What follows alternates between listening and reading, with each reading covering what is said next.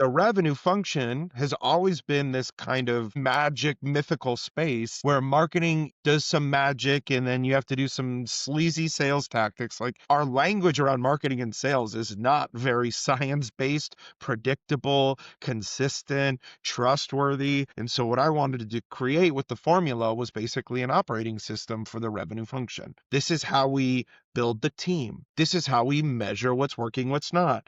This is how we measure ROI. This is how we write our blogs. This is how we write our sales copy. This is it's meant to be all in one tidy package so that, an entrepreneur can pick this book up and be like, okay, with the right pilot, with the right steward, with the right leader of a revenue department, they could build with this. They could build something profitable and predictable. Welcome to the Aro Benaiah Show, where we spotlight hands-on leaders, entrepreneurs, or driving real results in their industry. Today, I'm joined by Kyle Mealy, a dynamic teacher, fractional chief revenue officer, and author of the Next Level Revenue Formula. Kyle helps small business turn revenue confusion into clarity and revenue draw it into dollars. With over a decade of success helping companies unlock growth through his framework, like the Revenue Cascades and simplify measure margin. I redefine what it means to lead as a CRO. We explore how he simplifies sales and marketing into one clear growth agent and how business owner can build their own next level revenue strategy. Once again, it's really a pleasure having you on the show. Thank you, Aro. Glad to be here. Kyle, what was it like growing up for you? I was not supposed to be an entrepreneur. Nobody in my family, really, I don't want to say understood it, but certainly there was not a traditional path. So my job was to get a job, and I did that, and I found out it was not for me. Is how I would describe. Okay, amazing. So, what's inspired you to focus your career on helping businesses or small business unlocking their trap revenue potential? What I realized was whenever I got into a small business, what I did is I went from a very safe job to an entrepreneurial business. What I realized was I was good at helping. And what does helping mean? I could do systems, I could do sales, and I could do marketing. And in a small business, you got to be able to do all three for it to survive, right? There isn't just enough payroll to cover all those areas. So you kind of got to be a jack of all trades. And, it wasn't because I was smart or whatever. It was more of a do or die. We had no choice. We had to figure it out. And so I think if there's one thing I bring, it's the figure it out. Wow, amazing. And you have actually more like you have described yourself as a teacher, just reading your bio and I actually want to know how has teaching background influenced your leadership and communication style? So after I left the stable, secure job, I went to this entrepreneurial company and it was a karate school. I'd done martial arts for most of my life. I was working with my martial arts instructor who I earned my black belt with when I was like 10 years old.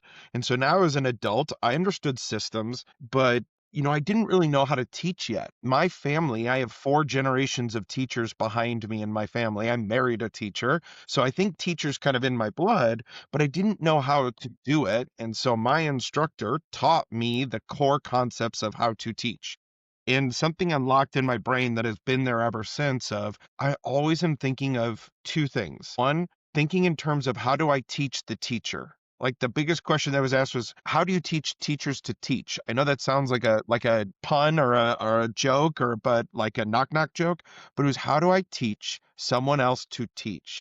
And when I figured that out, I realized that it's the same structure over and over again. The second big aha was I really locked in my ability to remember what it was like when I didn't know the thing that I was trying to teach. So in martial arts, you become in traditional martial arts, we kind of changed the way that, that paradigm. The black belt is the best teacher because they're the best practitioner. But a practitioner doesn't necessarily mean you're the best teacher because sometimes black belts have done the move so many times, they have forgotten what it's like before they picked up the skill, before they picked up the technique, the power, the speed, the nuance, the art. What I'm really good at is I can remember what it was like to be a white belt, being a scared little kid on the karate mat. And so when I channel that and I apply the teaching methodology, I think I can get into people's heads a little bit faster and get them to that aha moment, which is what I live for. I live for that aha moment when somebody's like, oh, I get it. Wow, amazing. So many founders dread talking about revenue. Why do you think that is, and how do you help them overcome that mindset? I think they dread the machine of revenue because it feels like a roller coaster, like a scary roller coaster, not the fun ones. And they just think it should be easier. I think that those are the two pieces of the puzzle, right? It's scary because their business depends on it and it's hard to control. And so what I think, what I've tried to do, and this is where the teaching connects and remembering what it's like to be a white belt. I remember looking at this martial arts school, not making any money, worried if I was going to keep my job and going, well, I got to figure it out. And I remember that fear. And I remember what I did, the next couple of moves I made to prevent, anything, catastrophic from happening in the business. And so I think when I can talk to, founders and CEOs who are struggling with that question, I know that fear personally. And then I've also figured out how to get through that phase many, many, many times now. So kind of like the black belt coming back and remembering what it's like to be a white belt and Yeah. walking them through it. So I think they're afraid because they don't understand, they don't know, even though maybe they've been successful on their own, just, special powers, but they can't reproduce it without themselves. And so I think that's what we articulate with Next Level. Wow, amazing, amazing. So you have built something now. You have built something called the Revenue Casket. Can you explain what it is and how does it help business owner visualize their growth process? So maybe I worked in a lab job to a karate school, you're not going to find an MBA on my resume. You're not going to find a CMO of a Fortune 500 company on my resume. I'm a MacGyver. I'm a hacker of marketing and sales, which means I also don't have the biases of the MBAs, of the 30-year career in marketing without ever touching sales, or a 30-year career in sales without ever touching marketing. I didn't have any of that. What I just did is I looked at the math. I looked at the very simple math of what was the activities we did that created awareness, what was the activities that created interest, what was the activities that created a decision, and what brought people into our door so we could sell them. When I Wow, wow. realized that there was a really consistent pattern, I then labeled it the revenue cascade. Said, if I do enough things that get eyeballs on our business, they get curious, they make a decision to engage with us, they show up at our door, we have a chance to sell them, I can predict with relative confidence how many of each input I need to do. And then we use it like an MRI machine. And an MRI machine takes lots of slices and looks at the whole thing. So we slice at the awareness level, at the interest level of the traditional marketing funnel, and we look for where there's blockages or cancers, and we try and take those out. So a good example of it is a lot of people do radio ads. And they're like, is it worth anything? I don't know. Well, with a good revenue cascade, you can start to see if the radio ads are actually Yeah. making an impact. Yeah, I think it's really key, especially the fact that you make reference of it as cascades. Being that once you put in this, the result is going to be this, and from this to this, and from this to this. So it's measurable at the end of the day, not just more like throwing your hands in the air and not knowing where and where everything is going to. This is really amazing. So, in your experience, where do most business lose money in marketing to sales and so? I think the number one thing that they spend too much time on, and in small business, time is really, really expensive, is trying strategy before they measure the data. And so what this looks like is I'm a founder. I hear my friend doing really well with SEO, so I go and do SEO. That's a strategy and a tactic that isn't based on data. It's based on, well, it worked for somebody else. Why won't it work for me? And so if you think in strategy first, you are going to spend a lot of time and energy and lose a lot of hair. If you think data first and you understand your buyer journey, which the revenue cascade helps you map out, you can pinpoint what strategies you need to deploy to get the result you're looking for. Because if revenue cascade is as connected as I explained, one falls to the next, to the next, to the next, to the next, because there's that connection. If you have something that's leaking and you fix it, the flow Mm. is better. And for us, the flow is deals and money and revenue. And so I think about a lot of folks who are looking for the mythical strategy, and that is a fool's errand. That's the biggest waste. Wow, wow. I think, and especially when you make reference of caskets, it just dawned on me again that let's view this as more like a plumbing system, a particular place that take up the water from the where you are watching your plates down to the sink to the final destination. And the fact that you make reference of blocking every of those particular place where it get to leak just shows that yes, as much as this is being done at the best place, our end destination is going to be that everything entered down to the drain. And the drain here is making money and getting results from what you actually put in. And seeing it like this is very key, being that I think it just dawned on me that a whole lot of persons can do advertisements and marketing.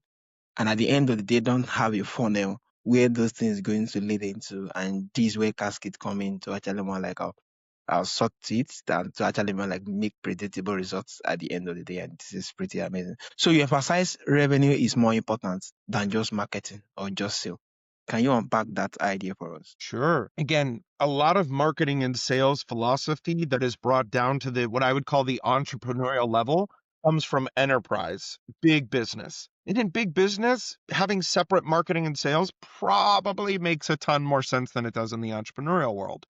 And I watched when I was at the digital marketing agency, and I see it now in our clients too when we meet them, that marketing goes over here and does a bunch of stuff, sales does a bunch of stuff, and at the end of the day, they don't really talk. And then, the talking heads, which I'm one of, will say, "Well, I don't say this anymore. I try to avoid this whenever I call. Will say marketing and sales has to be aligned. And it's like alignment is a joke. Stop. If we have to slow down two departments and get them aligned, we are not aligned. We don't have the same mission. See, that's sideways to me. That's going sideways. We have to like build bridges across the company. It's like that just is stupid. We have one mission, one team, one voice.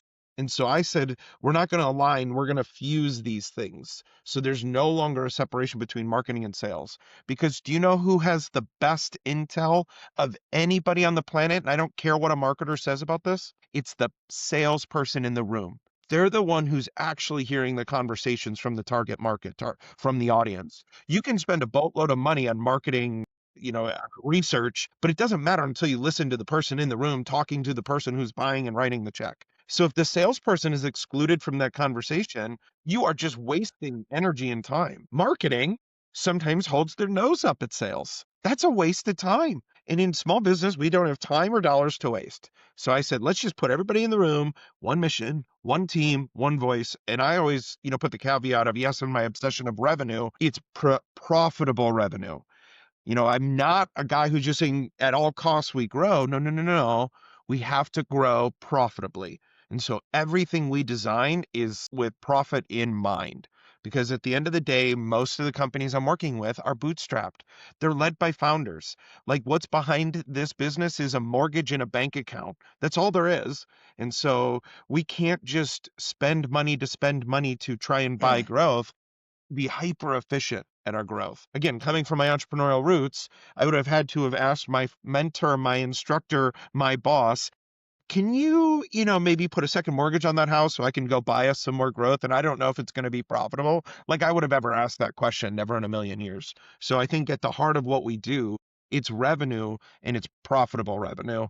And it's not just marketing or sales. They have to be fused. Wow, wow, amazing. I think when you make reference of having one marketing, one sales, everything altogether being that they understand each other, what the mission is, and they are not just working in alignment where this one have different goals and perspective, but the part that we listen to what the sales have to say, being that they're connected with the customers, they know what feedback they're receiving from them, and the marketing can definitely use that in respect of reaching out even more to get more signal. And this is really, really amazing.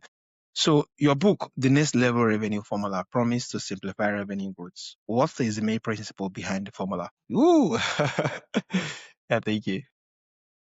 What I would call it is an operating system like your Mac, like you have for your Windows PC. It's an operating system for your revenue.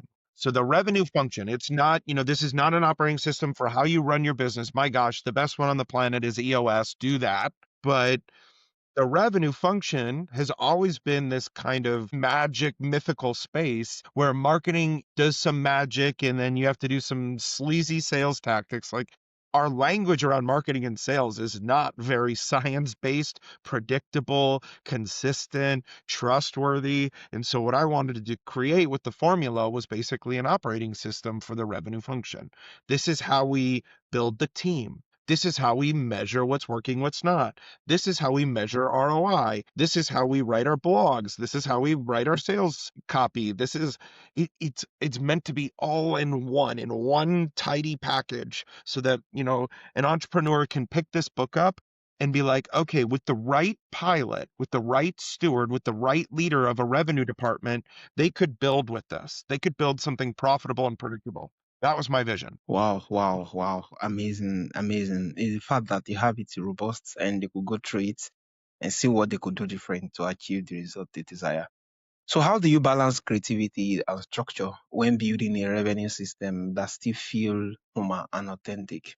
So I believe deeply that structure can breed creativity if you know where to look. And so what I mean by that is in a chaotic system, creativity is not helpful. It just increases the chaos, right? That's usually chaotic systems are too much creativity, not enough Yeah, structure. In a structured system, you can push out creativity. And so one of our core pieces of IP is the revenue strategy statement, and that's meant to always put a fresh lens or perspective onto the revenue program and the revenue system so that it can continue to be innovative, creative. And so what I mean to go even deeper is our revenue strategy statement at Next Level Revenue is treating marketing and sales as one function, revenue, and playing the game like Moneyball, one of my favorite movies of all time. Creativity, I think, is best served in structure, right? When we know what we're supposed to be working on, when we know what we're measuring, when we know what's successful, that consistency, that security, that safety allows us to float away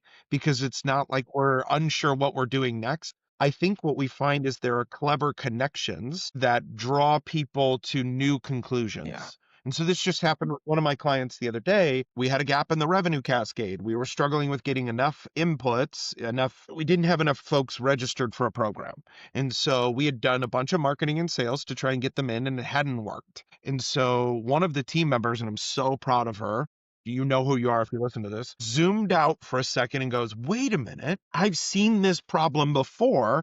We solved it with a different product using this thing because they had a couple different yeah, products and they had been successful over here and they were trying to reproduce it over there. And she's like, what if we took this concept and brought it here and did this twist? What was genius about that is we picked up something off the shelf, repurposed it in a new way. That was the yeah, creativity, and applied it in a new way. But it was a program the team knew how to run already. They just had to warp it a little yeah. bit for this product. That to me was like the home run because they took a proven model, tweaked it to fit something they knew where the hole was. That's the strategy. And it looked like a creative, innovative solution, but it really wasn't. It was just baked on something we had already proven that worked. So I think that's what is an example of creativity and structure playing in balance. Amazing. What are some earlier warning signs that a company sales and marketing system are out of alignment? When you're firing marketing agencies, when you fire salespeople, when you don't have a scorecard on your leadership team meeting when you have a scorecard that only includes website visitors and leads, you're definitely missing the boat. And other things are you've got one person over there and you just jam a bunch of stuff through them when the CEO can't get out of the sales seat. I mean, those are all those warning signs of like you're stuck Mm, and you got to do something different. And I believe it has to go leader who understands data before you try new strategies. Because that's when they get in the spin of like, well, this agency isn't working, so I'll go try paid advertising agency. Or no, it's our website. So we go and buy a website. And that's that strategy crap. amazing. For business owner who actually feel like just the way you described, they have hit a revenue plateau, what is usually holding them back? It's back and it's intentional that I say the same things over and over again because this is back to the Yeah, teaching method. The method is how do you keep saying the same things 7 times, 7 different ways until it yeah, actually locks into our it brain? is. Because otherwise we don't get enough repetitions to get good at something. Just hearing something doesn't mean we can apply it. So it's back to data before strategy. And data is not, for clarity, it is not website visitors and revenue. Like just because those two are low does not mean you have enough data to make really good strategy decisions. And so that's why I want people to bring the revenue cascade. I want them to kind of take that book and try and apply their revenue cascade and find that leaky part of their funnel or their sales pipeline and then apply a strategy. So if they can do that, I think that's when they'll get unstuck. Oh, wow. And if they can't, they don't have time, they can't figure it out, call me. Amazing. You make reference of you use this term, revenue zipper. What does that mean, and how can entrepreneurs apply it? That was the original kind of visualization and systemization of what I ended up building with Next Level Yeah. Revenue. It was this, I was trying to sort in my own head because again, I don't have an MBA. I was trying to say what's the line, and I drew a line. I drew like right down the Yeah. middle, and I'm like, okay, here's marketing, here's sales. And then I'm like, I was trying to place all the different things that happen in marketing and sales as like, okay, is it top of funnel, middle of funnel, bottom of funnel? And is it marketing or is it sales? And I'm like, where does networking land? Is that marketing or sales? Well, most people would call it sales, but I'm like, yeah, but you're creating awareness about Yeah. your company. You might be meeting people for the first time. Is that marketing or is it sales? Then I'm like, well, what about LinkedIn thought leadership from a CEO, being a social CEO? We know that 75% of buyers make their decisions based on social media. It's an interesting stat. Well, is that marketing? Well, marketing will write the copy, but is it sales because you're trying to get leads from it?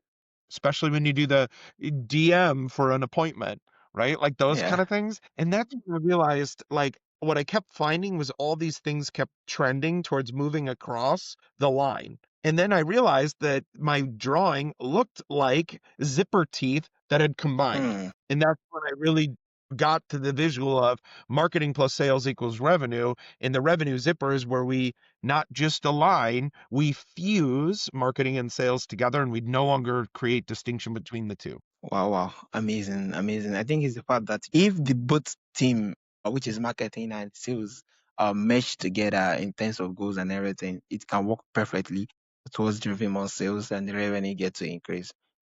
You have worked with a lot of entrepreneurs. What is the key mindset shift that separates those who scale successfully from those who stay stuck? I think one of them is getting out of the you betters. And I think the other is it's not your job to lead revenue. You can have an opinion, but it's not your job to lead, manage, and hold it accountable. So, just I want to click in on the lead, manage, and hold accountable, right? Most of the founders created something because of their subject matter expertise, right? They knew this stuff deeply, passionately. It was, they built this business on an expertise and a problem they solved. And they were able to help people understand the solution they presented to the problem that they saw.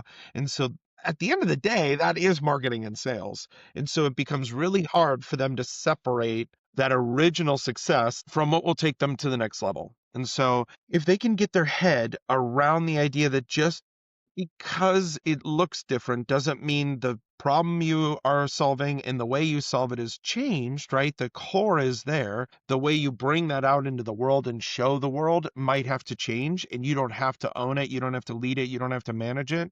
I think if they can get there, they'll be really successful. And that's where, I built my intellectual property around the idea of what are the three things the owner really cares about. What are you going to say? Like, because it's back to this core revenue strategy statement. How do I know if it's working? That's Revenue Cascade. And what's the ROI? Because it's expensive to bring in a leader. It's expensive to bring in marketing and sales. And so what's the return on that investment? And that's our ROAS metric. And so those three combine and we create what I believe is a sturdy package for the founder to know that those three questions are answered and let go of the LMA. Yeah. What is one piece of advice you would give to founders who want to build self-sustaining revenue agent, something that doesn't rely on their daily involvement? Piece of advice would probably be to really understand the intention of the intellectual property of Next Level Formula, because what happens is the inherent biases they have through, what they've been taught about marketing or what they've been taught about sales will start to get into their brain. And that's when kind of what I call the stupid stuff starts. And the stupid stuff is, well, we need a new website or we need this little piece of sales collateral. And it's like, whoa, whoa, whoa, whoa, whoa. If it doesn't start with Revenue Cascade, ROAS, or revenue strategy statement, you're going to create that chaotic system because you're bringing your Yeah. creativity and your strategy in without looking at the raw data. And most of the IP we develop is purely data. Like I'm not going to make a decision on a sales collateral until I have enough data to verify it's not working. And if they can get into that, really understand what the IP is trying to do and how it sets them free, I think they'll be more comfortable with the self-sustaining revenue system, because those three pieces they can look at any time and feel confident of the direction of the program. How do you see AI and automation fitting into the future of sales and marketing for small business? Well, just 10x is the value of thinking, and it 10x is the value Mm, of, well, let me put it this way: 10x is the value of thinking, and it 10x is the value of human relationships. Where the threat isn't necessarily to the jobs. It is a threat to jobs, but if you have the right people who understand the system underneath you, they're going to be able to 10x their output. Why? Because they're 10x. If you do this right and you 10x the thinking, your revenue manager, your marketing manager, whatever that role is that's underneath your marketing and sales leader, they're going to be able to 10x their output with AI. mm, It is a threat, the single shingle creative for yeah. sure. It's a threat to blog writers, which I think have probably all but dried up at this point. So what I would say is, yeah, if you can manage AI, you can do 10x the output, but you need a 10x thinker. If somebody cannot handle multiple modes of operation, yeah, it's going to be tough. So I would say that's it. What it also does, though, and this is kind of a boon, is those relationships matter more. Authenticity matters a lot more. Yeah, authenticity. I think this is really key, especially for service-based business. There are only some few things you can automate, while some others, authenticity has to kind of be retained. And this is really amazing. So finally, how can our listener access your revenue casket tools and start diagnosing their own growth opportunity today? So if they go to the website, my website is www.readyforthenextlevel.com. I know it's a mouthful. They will find on there a chapter of the book. I gave 2 speeches on Revenue Cascade and ROAS that they can watch for free that should help them start to go deeper into the Revenue Cascade and ROAS, and start to apply it for themselves. Wow. And then obviously, if you're really stuck and you just want to delegate and elevate and get out of your own way as a founder, I would encourage them to reach out to one of our team and walk through it and seeing if a CRO is right for them. This has really been more like a masterclass in turning complexity into clarity.